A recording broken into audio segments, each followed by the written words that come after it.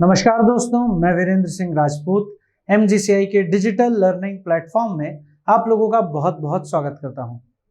तो दोस्तों, आज हम लोग PAT AG 123 ग्रुप के प्रीवियस ईयर के फिजिक्स पोर्शन को सॉल्व करने वाले हैं और ये फिजिक्स का पार्ट आपको 9 नवंबर 2020 के फर्स्ट शिफ्ट में देखने को मिला था। तो आइए बिना किसी देरी के हम लोग स्टार्ट कर देते हैं। सबसे पहला क्वेश्चन है, थ्योरेटिकल क्वेश्चन है, बड़ा सिंपल क्वेश्चन है। व्हाट इज इलेक्ट्रोमोटिव फोर्स या विद्युत प्रभावन बल क्या है? ये विद्युत प्रवाहन बल या विद्युत वाहक बल एक ही है। ठीक है बेटा, क्या होता है?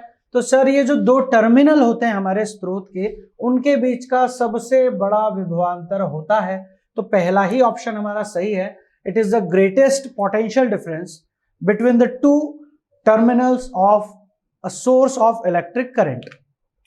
ठीक है, दूसरा क्वेश्चन देखें हम। which of the following graph best represents the voltage current relation for 100 watt? देखिए, V और I का ग्राफ हमको बताना है। हमको पता है कि V और I डायरेक्टली प्रोपोर्शनल होते हैं और इनका जो ग्राफ रहता है वो स्ट्रेट लाइन होता है, लेकिन एक टाइम के बाद स्ट्रेट लाइन जो होता है वो सैचुरेटेड हो जाता है। तो ये ऑप्शन नंबर, ये वाला जो ग्राफ है, देखिए यहां तक स्ट्रेट लाइन है, फिर ये सैचुरेशन की तरफ चला गया। तो पहला ग्राफ जो है वो करेक्ट है। नेक्स्ट देखिए, what is the approximate realistic maximum magnification produced by a simple microscope? Sir, simple microscope का मैक्सिमम मैग्निफिकेशन हम लोग प्रैक्टिकली कितना बना सकते हैं ताकि उसका कोई फायदा भी हमें मिले? तो वो है 10 जो है मैक्सिमम मैग्निफिकेशन है। इस मैग्निफिकेशन के सिंपल माइक्रोस्कोप से जो चीजें हम देखते हैं वो क्लियरली विजिबल होती है। चलिए, which of the following lenses could be a diverging lens? Sir, diverging कौन हो सकता है? तो देखो, इसमें एक भी सरफेस डाइवर्जिंग नहीं है, एक भी अपसारी सतह नहीं है, इसमें भी नहीं है, इसमें भी नहीं है और इसमें भी नहीं है। इसमें ये एक अपसारी सतह है, ये एक अपसारी सतह है। ठीक है, तो सर ये अभिसारी सतह है और ये अपसारी सतह। तो एक अपसारी सतह हमें यही देखने को मिल रही है, तो ये हमारा आंसर होगा फर्स्ट वाला ग्राफ। तो only one is correct. Clear है? चलें आगे देखते हैं। What is the amount of energy stored in a parallel capacitor whose capacitance is 10 microfarad? Sir, amount of energy हमको फाइंड करना है, कैपेसिटेंस हमको 10 माइक्रोफैरड। अब माइक्रो को 10⁻⁻6 हम लोग लिख सकते हैं। When fully charged by a source of 100 volt, तो सर V की वैल्यू भी हमें 100 वोल्ट देके रखी है। सॉल्यूशन बड़ा ही सिंपल है। U is equal to half CV²। Half आ गया, C की वैल्यू 10 है, 10⁻⁻6 है, और V² मतलब सर 100 का स्क्वायर मतलब 10 की पावर 4। अब ध्यान से अगर आप यहां पर देखें तो 10 की पावर 4 और 1 10 की पावर 5 हो गया है, और -1 10 की पावर -1 हुआ है सर, मतलब 1/20 या 0.05 जूल। तो option number A is the correct option. बड़ा ही सिंपल कैलकुलेशन था। आगे हम देखें, the property mass of object refers to its. देखिए, मास जो है किसी भी ऑब्जेक्ट का, वो किसको दर्शाता है, किसको संदर्भित करता है? तो मास जो है इनर्शिया को यानी जड़त्व को दर्शाता है। बड़ा ही simple question, theoretical question. Which one of the following graph correctly gives the magnitude of magnetic field outside a very long straight current carrying wire as a function of distance? तो बेटा, हम लोग सब जानते हैं कि जो मैग्नेटिक फील्ड है, चुंबकीय क्षेत्र, वो दूरी के व्युत्क्रमानुपाती होता है। अब सर, व्युत्क्रमानुपाती होता है मतलब कैसा ग्राफ आना चाहिए इसका व्युत्क्रमानुपाती का ग्राफ? तो व्युत्क्रमानुपाती का ग्राफ ये होता है हाइपरबोला, अति परवलय।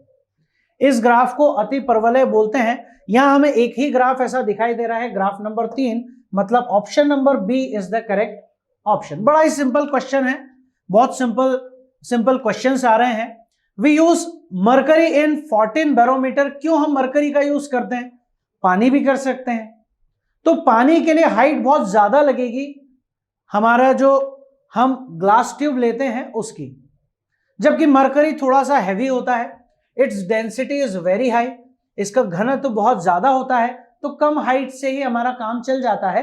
1 मीटर की ट्यूब लेकर भी हम लोग बैरोमीटर बना सकते हैं, जबकि अगर हम पानी लें तो उसके लिए 10 मीटर से ज्यादा लेंथ की ट्यूब हमको लेनी पड़ती है, क्योंकि पानी बहुत हल्का होता है।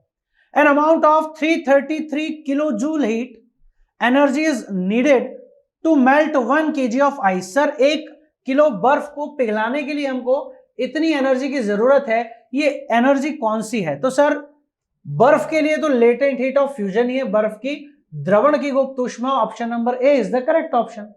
केवल मान दे रखा है, कोई सवाल नहीं है, सिर्फ पूछा है कि ये ऊष्मा कौन सी ऊष्मा है।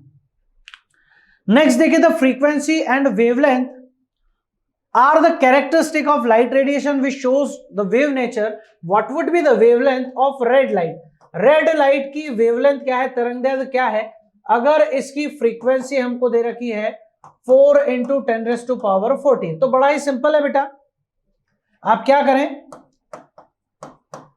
New is equal to C by lambda, यानी lambda is equal to C by nu. Lambda is equal to C की वैल्यू तो 3 × 10⁸ है, न्यू की वैल्यू 4 × 10⁻14 है, और यहां अगर आप देखें तो 0.75 × 10⁻⁻6, पर यहां देखो मिलीमीटर में सारे ऑप्शन दे रखे हैं, तो मिलीमीटर में अपन कैसे कन्वर्ट करें सर? तो 3 डेसिमल हम अगर आगे शिफ्ट कर दें, 1 2 3, तो ये 3 डेसिमल पीछे आ जाएगा, मतलब आ जाएगा 750 × 10⁻³ मीटर या 750 मिलीमीटर। तो option number B is the correct option. बड़ा ही सिंपल सा कैलकुलेशन है, सिर्फ आपको एक चीज का ध्यान रखना है कि डेसिमल आप ठीक से शिफ्ट कर पाते हैं या नहीं। ठीक है, चलिए। A hollow metallic sphere is charged to a potential 12 volt. Sir एक हमारे पास खोखला गोला है सर, 12 वोल्ट तक हमने इसको चार्ज किया हुआ है। What is the potential at the centre of sphere? यहां पोटेंशियल कितना है सर? तो सर सेंटर पे भी पोटेंशियल उतना ही होता है जितना सरफेस पे होता है, यानी 12 वोल्ट। तो यही हमारा आंसर है, +12 वोल्ट हमारा आंसर रहेगा। बिल्कुल सिंपल है कि गोले के अंदर हर बिंदु पे विभव उतना ही होता है जितना कि गोले के सतह पर हो। नेक्स्ट क्वेश्चन देखें, which one of the following is not true for all virtual images? तो बड़ा ही सिंपल है सर, क्या हम उनको देख नहीं सकते? कैन नॉट बी, मतलब उनको देख सकते बट फोटोग्राफ नहीं खींच सकते, तो ये सही है। दे आर इफेमेरल, मतलब सर वो थोड़े से समय के लिए बनते हैं, विच इज रॉन्ग।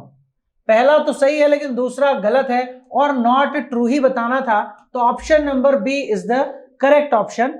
कि जो टेम्परेरी इमेज है, टेम्परेरी इमेज मतलब जो वर्चुअल इमेज है वो टेम्परेरी नहीं होती, परमानेंट इमेज होती है। जब तक ऑब्जेक्ट रखा रहेगा, जब तक दर्पण के सामने या लेंस के सामने वस्तु रखी रहेगी, तब तक ये प्रतिबिंब बना रहेगा। ऐसा नहीं है कि ये क्षण भर के लिए बनेगा। At a particular time a digital thermometer indicates a reading equal to 98.6 degree Celsius. लगभग 100 डिग्री सेल्सियस टेम्परेचर किसी डिजिटल थर्मोमीटर में नापा है, तो बताइए वो टेम्परेचर किसका होगा? एक कप कॉफी का हो सकता है क्या? बिल्कुल हो सकता है सर। कॉफी क्योंकि हम लोग पानी को उबाल करके बनाते हैं लगभग 100 डिग्री सेल्सियस टेम्परेचर पे ही। क्या बाहर धूप में इतना टेम्परेचर होगा? नहीं सर, 30-35 बहुत होता है इतना टेम्परेचर। तो बाहर हम धूप में निकलेंगे तो ये 100 डिग्री तो टेम्परेचर नहीं होता, आरामदायक कमरे में भी नहीं होता, और सर किसी सामान्य व्यक्ति की कांख का भी इतना टेम्परेचर नहीं होता। मतलब option number A is the correct option. Next देखें, how does an isothermal process of for an ideal gas can be represented on PV? तो सर आइसोथर्मल के लिए P is inversely proportional to V। नियत ताप पर हम बात करें तो P और V का उल्टा संबंध है, और ऐसा संबंध व्युत्क्रमानुपाती संबंध जो है वो अति परवलय यानी हाइपरबोला से दर्शाया जाता है। तो option number D is the correct option. An object is taken to a space station at an altitude 13,000 kilometre above what will be the approximate value of acceleration due to gravity. Sir G की value पूछा है इस height पे। अब height पे जो जी की value है बेटा, इसका फॉर्मूला होता है G R square upon R plus H का होल स्क्वायर। अब सर बाकी सारी चीजें ठीक है, पर हमको ये हाइट दे रखी है 13,000 किलोमीटर।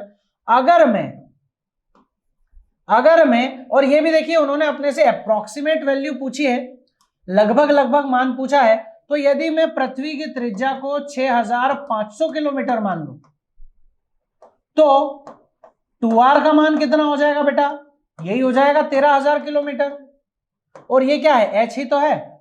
मतलब आप समझो कि ये 2r क्या दे रखा है मुझे? h ही दे रखा है। तो अगर मैं इस h की जगह 2r यहां पर रख दूं तो कैलकुलेशन क्या हो जाएगी? तो हो जाएगा सर GH बराबर G R square upon R plus 2r का स्क्वायर, मतलब sir G R square upon 3r का होल स्क्वायर, मतलब GH बराबर कितना sir? G R square upon 9r square. तो r स्क्वायर से r स्क्वायर कटेगा, g/9 हमारा आंसर होगा। लेकिन ये ऑप्शन में है नहीं, तो आप g की वैल्यू रख दो। 10/9 आप रख देंगे तो 1.1 मीटर पर सेकेंड स्क्वायर। क्लियर है? तो बड़ा ही सिंपल सा क्वेश्चन है। Option number C is the correct option. केवल इस क्वेश्चन में कैच इतना सा था कि ये जो हाइट आपको दे रखी है ये 2r के बराबर है। ये आपको अगर बात समझ में आ गई तो क्वेश्चन बड़ा ही सिंपल है। नहीं तो आप क्या करते हैं, यहां 6,400 रखते, यहां 6,400 रखते, यहां 10 रखते, h की जगह 13,000 लिखते, फिर अप्रोक्सीमेटली कैलकुलेट करके ये वैल्यू लाते, तो आंसर तब भी आ जाता, लेकिन थोड़ा सा टफ हो जाता कैलकुलेशन। नेक्स्ट देखिए, which one of the following is defined by zeroth law of thermodynamics.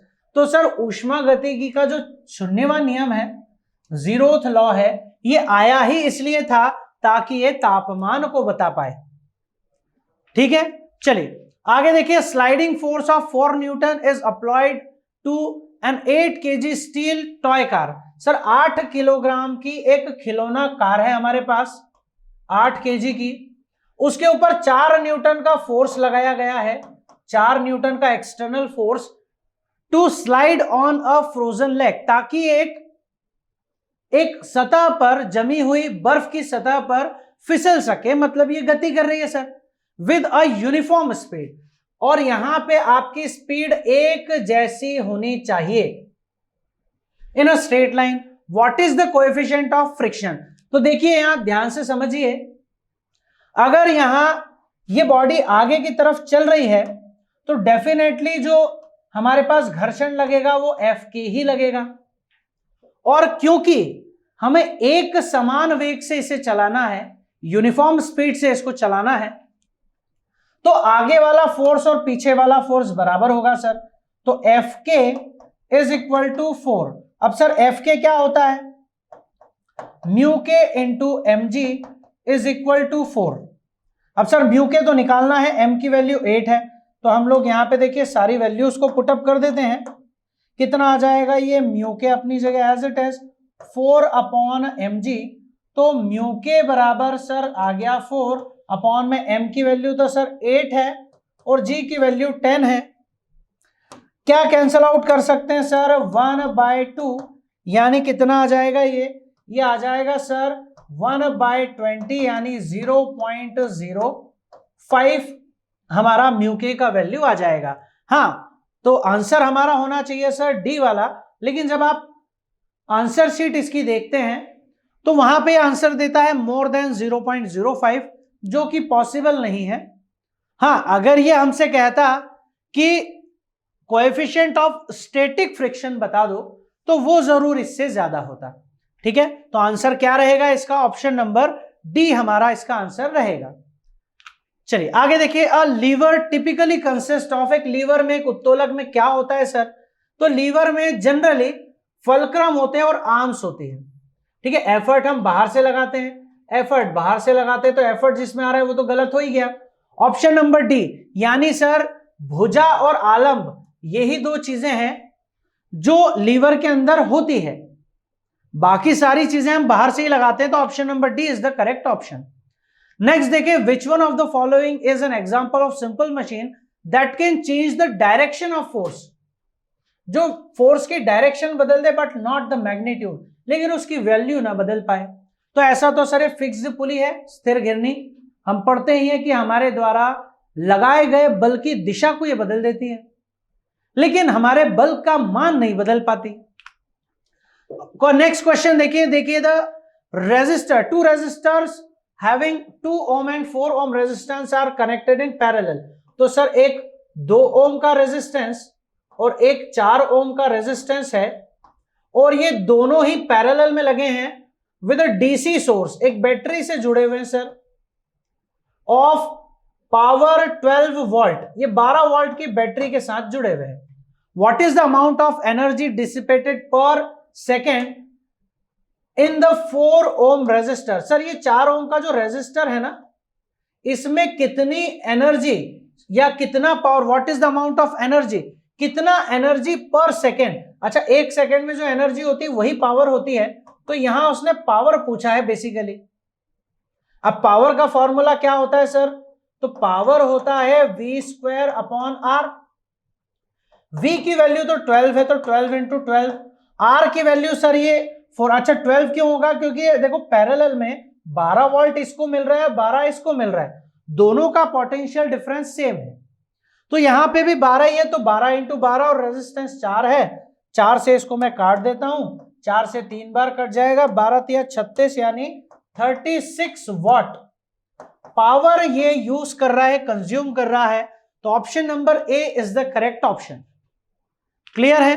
चलिए, typically X-ray tube used for medical diagnosis requires 10 milli ampere current. तो सर जो करंट है वो 10 मिली मतलब 10 की पावर -3 एम्पियर, मतलब आगे इसको अपन देखें, अब voltage of 80 kilo volt, voltage है V की वैल्यू 80 किलो मतलब 10 की पावर 3 वोल्ट।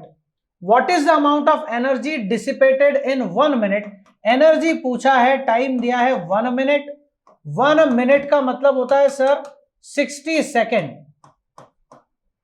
क्लियर है? अब एनर्जी पूछा है sir, E is equal to VIT होता है, वैल्यू रखेंगे अपन, E की वैल्यू है सर E बराबर VIT, V की वैल्यू 80 इंटू 1000, I की वैल्यू 10 इंटू 10 की पावर -3, T की वैल्यू 60।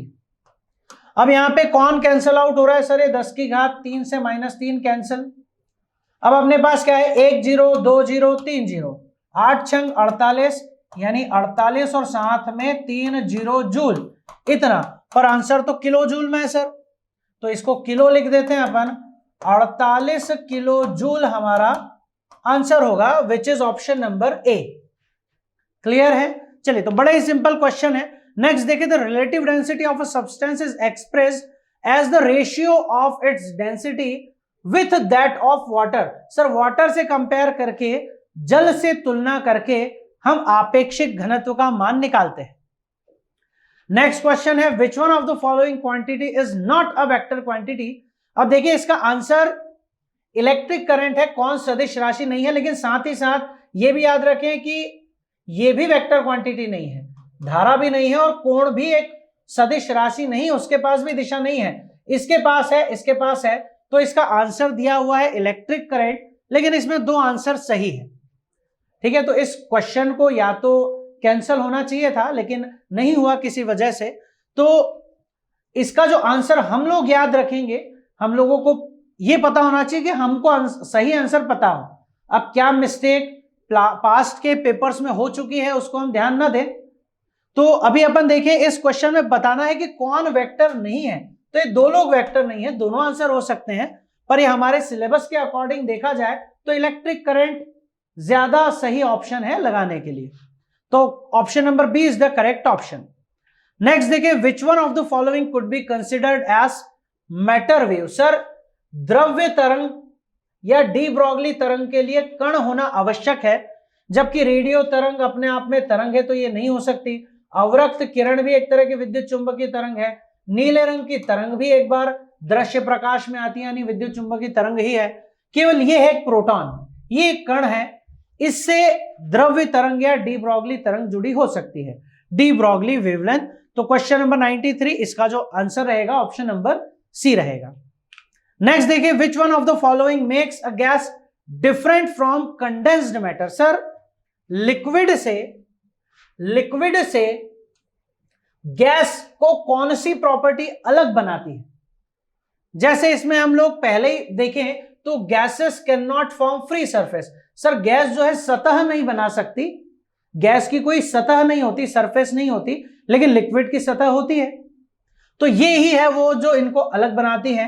आप बाकी के ऑप्शन भी चेक कर सकते हैं कि गैस का कोई कलर नहीं होता सर, पर लिक्विड का भी नहीं होता।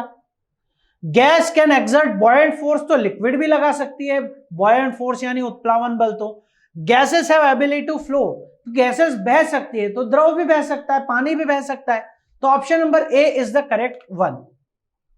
Question number 97, a circular ring of metal is taken out from a sheet as shown. एक रिंग हमने इस शीट से बाहर निकाल ली है यहां से।